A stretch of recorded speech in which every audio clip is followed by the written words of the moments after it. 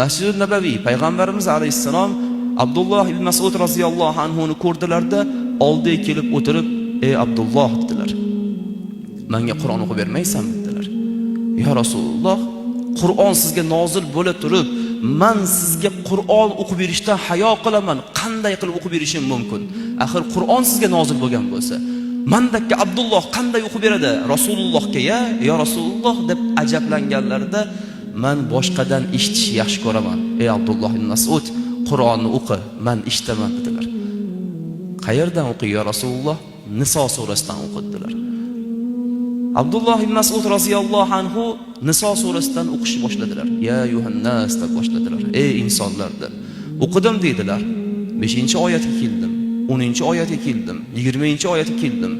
41-oyatga yetib kelganimda payg'ambarimiz alayhissalom "Hasbuk, yetarli ey Abdulloh" dedilar. Qarasam Rasulullohning soqollari xo'l bo'lib ketibdi, yig'layverganlarida.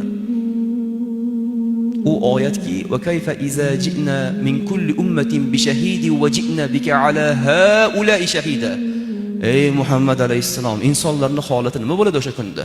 Qandoq bo'ladi? Har bitta ummatga guvohini keltirib qo'yamiz. Har bitta ummatda nima qilgani borasida guvohlarni keltiramiz. O'sha guvohni keltirgan paytimizda kim qayerga qocha oladi? Kim nima qila oladi? Kim nima qila oladi o'sha kunda? Ayting. Va sizni har bitta ummat ustidan guvoh qilamiz.